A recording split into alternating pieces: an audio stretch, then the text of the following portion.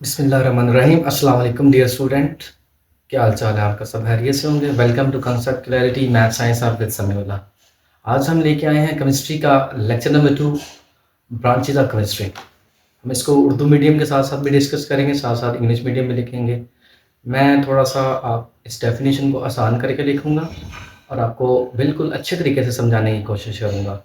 जो मैंने चीज़ें लिखनी है आपने उसको नोट कर लेनी है। सबसे पहले branches of chemistry. Branches of chemistry का नाम सुनते हैं मतलब पहले हमारा जो दिमाग के अंदर सवाल आएगा वो ये आएगा कि ब्रांचेस ऑफ केमिस्ट्री का मतलब क्या है। ब्रांच कहते हैं शाखा। तो माइंड के अंदर दूसरा सवाल ये आएगा कि why we divided chemistry into branches. Chemistry को हमने ब्रांचों के अंदर क्यों डिवाइड किया। जैसे हमारे पास हमने पिछले लेक्चर 1 के अंदर पढ़ा था कि हमारे पास साइंस है। तो साइंस एक बहुत ज़्यादा नॉलेज का नाम है। इसे हम फर्दर फिजिक्स के अंदर कर दिया, केमिस्ट्री के अंदर कर दिया एंड बायोलॉजी के अंदर कर दिया। तो ये इसकी क्या है, ब्रांच है। फिजिक्स रिलेटेड टू ह्यूमंस, जो फोर्सेस, वेलोसिटी, स्पीड उसको काउंट मेजर करने के लिए। केमिस्ट्री के अंदर रिएक्शन के लिए। बायो के अंदर इंसानों के ऊपर जितनी भी स्टडी होती है वो बायोलॉजी के अंदर। यानी इतने ज़्यादा नॉलेज को अंडरस्टैंड करना मुश्किल था, तो उन्होंने साइंस को क्या किया, उसको ट्रीज के अंदर, उसको ब्रांचेस के अंदर डिवाइड कर दिया। दैन इसी तरीके से केमिस्ट्री की भी 13 से 14 ब्रांचें हैं। फिजिकल केमिस्ट्री है, ऑर्गेनिक केमिस्ट्री है, इनऑर्गेनिक केमिस्ट्री है, एनवायरमेंटल केमिस्ट्री है, एनालिटिकल केमिस्ट्री है। फर्दर इस तरीके से इसकी ब्रांचेज है। उसको ब्रांचों में क्यों डिवाइड किया गया, इसी वजह से किया गया कि हम उसको ईजी तरीके से अंडरस्टैंड कर सकें। और एक चीज़ को समझना बड़ा मुश्किल काम था। एक ही बंदा याद रखना, एक ही बंदा सारी चीज़ों को याद रख ले तो बड़ा मुश्किल काम था। इस वजह से उसको फर्दर केमिस्ट्री के ब्रांचेस के अंदर डिवाइड कर दिया। जो केमिस्ट्री के अंदर मास्टर करते हैं वो कोई ऑर्गेनिक में करता है, एनवायरनमेंट में करता है, इनऑर्गेनिक में करता है, बायो केमिस्ट्री में करता है। तो ये इसकी बेसिकली क्या है, ब्रांचें हैं। ओके, हम अपने टॉपिक की तरफ चलते हैं। सबसे पहले क्वेश्चन है, why we chemistry divided into branches.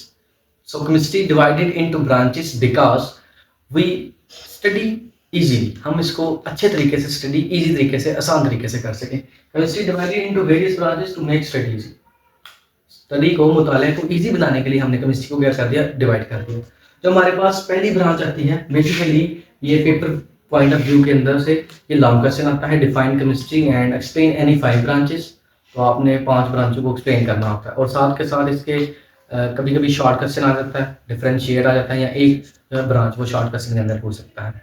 तो पहले जो हमारे पास केमिस्ट्री की शाखा है वो फिजिकल केमिस्ट्री है, तभी केमिस्ट्री।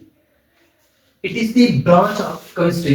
ये केमिस्ट्री की वो शाखा है विच एक्सप्लेन, जो वजाहत करती है, the behaviour of substance. Substance कहते हैं कोई शय, किसी भी शय, किसी भी मॉलिक्यूल के बिहेवियर को स्टडी करती है, जो बिहेवियर उसका चेंज हो जाता है एटॉमिक लेवल पे एंड मॉलिक्यूलर लेवल पे, इज कॉल्ड फिजिकल केमिस्ट्री।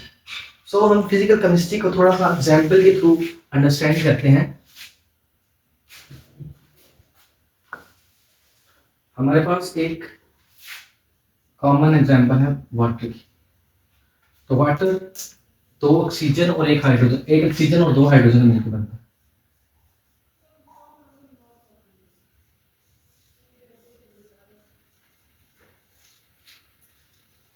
अब ये हाइड्रोजन, ये एटॉमिक लेवल है, सारे क्या है हमारे पास, एटम है। ऑक्सीजन भी एटम है, मिलके क्या बने हैं, मॉलिक्यूल। अब ये कैसे बने हैं, हाइड्रोजन का 1 एटॉमिक नंबर है हमारे पास हाइड्रोजन। ऑक्सीजन का जो एटॉमिक नंबर होता है वो 8 होता है। पहले शेल के अंदर 2 इलेक्ट्रॉन, दूसरे के अंदर हमारे पास 6 इलेक्ट्रॉन होते हैं। ये हमने इसको डिवाइड किया। आप 8th क्लास की साइंस के अंदर पढ़ के आ चुके हैं ऑक्सीजन का जो एटॉमिक नंबर था, पहले दूसरे शेल के अंदर कितने कितने इलेक्ट्रॉन आते हैं। तो ये जब मिले हैं तो हमारे पास एक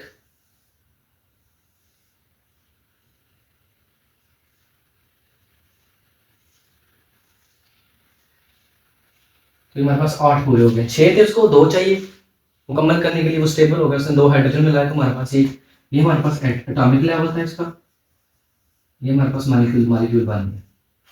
अब केमिस्ट्री के अंदर एटॉमिक लेवल से मॉलिक्यूल लेवल में जो चेंज हो रहा है, जितना भी इसका बिहेवियर चेंज हो रहा है, इसको हम फिजिकल केमिस्ट्री के अंदर क्या करते हैं, स्टडी करते हैं।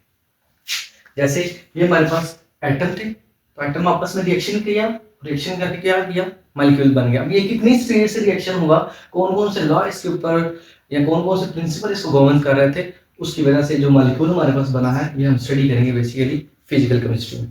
आगे इसको हम एक्सप्लेन करते हैं।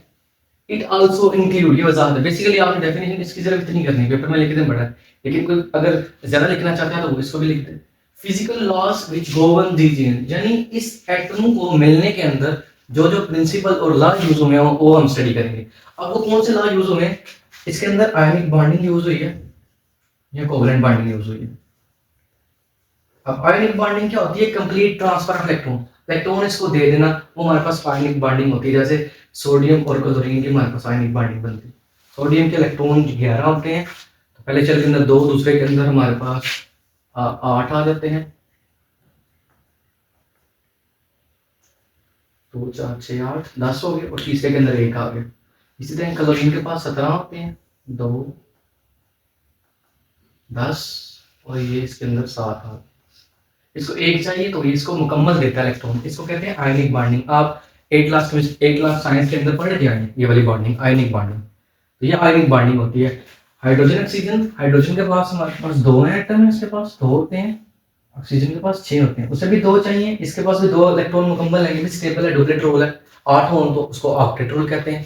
तो ये इसको 2 इलेक्ट्रॉन देता नहीं है, आपस में शेयर करते हैं, इलेक्ट्रॉन आपस के अंदर शेयर कर लेते हैं। तो ये जो बॉन्डिंग बनेगी इसको हम कहेंगे covalent bonding. Share pair of electron is called covalent bonding. इसको हम मजीद आगे जाके भी स्टडी करेंगे अगर हमारे पास कोई टॉपिक आ गया।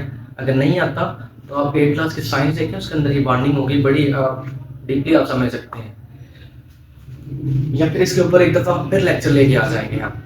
ओके, नेक्स्ट चलते हैं। तो ये जो एटॉमिक लेवल और मॉलिक्यूलर लेवल के अंदर जो आयनिक बॉन्डिंग हो रही है या कोवलेंट बॉन्डिंग हो रही है, ये प्रिंसिपल यूज हो रहे हैं, गवर्न कर रहे हैं, इसको हम स्टडी करते हैं फिजिकल केमिस्ट्री के अंदर। नेक्स्ट कहते हैं effect on condition on the rate of reaction.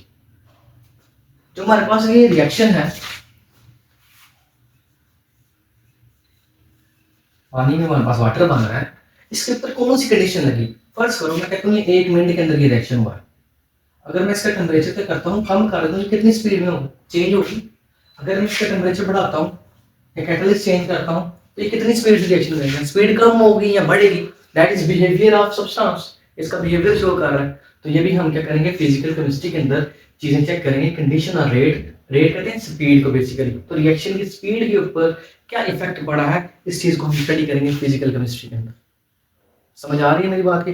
अगर किसी को समझ ना आए तो कमेंट सेक्शन के अंदर अपना जो है वो कमेंट्स ड्रॉप कर सकता है, मैं इंशाल्लाह उसको जरूर समझाऊंगा। दोबारा देखो, सबसे पहले हमने पढ़ा ब्रांचेस ऑफ केमिस्ट्री। केमिस्ट्री को हमने वेरियस ब्रांचेस के अंदर इसलिए डिवाइड किया ताकि हम उसकी स्टडी को इजी कर सकें। फिर हमारे पास आ जाती है physical chemistry. It is the branch of chemistry which explain behavior of substance atomic level and molecular level is called physical chemistry। फिर आ जाओ फिजिकल लॉज जो इसको गवर्न कर रहे हैं, अंडर इसके काम कर रहे हैं, इसके अंदर क्या क्या चेंज हो रहा है उसको हम स्टडी करेंगे। फिर आ जाता है प्रिंसिपल जो है, जो लॉज है, आयनिक बॉन्डिंग यूज हो रही है, कोवलेंट बॉन्डिंग यूज हो रही है, ठीक है, इलेक्ट्रॉन ट्रांसफर हो रहे हैं, शेयर हो रहे हैं, इसके सब नतीजे में जो बॉन्डिंग बन रही है एटॉमिक लेवल पे और मॉलिक्यूलर लेवल पे, उसको भी हम स्टडी करते हैं फिजिकल केमिस्ट्री के अंदर। फिर उसका कंडीशन चेंज करने से रेट ऑफ रिएक्शन में क्या फर्क पड़ेगा। फॉर एग्जांपल 1 मिनट में रिएक्शन बढ़ा, अगर हम टेम्परेचर कम करें तो कितने मिनट में रिएक्शन करेगा, अगर हम टेम्परेचर बढ़ाते हैं तो कितनी जल्दी बनेगा। तो ये इसके रिएक्शन का रेट कंडीशन चेंज करने से, शर्त चेंज करने से हमारे पास चेंजिंग आ रहा है, ये बिहेवियर इसका चेंज हो रहा है। इस बिहेवियर को हम फिजिकल केमिस्ट्री के अंदर स्टडी करते हैं। उम्मीद है आपने अच्छे तरीके से इसको समझा होगा। ये हमारे पास शॉर्ट क्वेश्चन आता है, आपने बेसिकली इतना ही याद करना है। अगर कोई स्टूडेंट इतना याद कर सकता है, इसको एक्सप्लेन कर सकता है तो वेल एंड गुड, वरना काफ़ी है। आपने इसको अच्छे तरीके से याद करना है। इंशाल्लाह कल हम नेक्स्ट ब्रांच इसको डिस्कस करेंगे। आज के लिए इतना ही है। अल्लाह।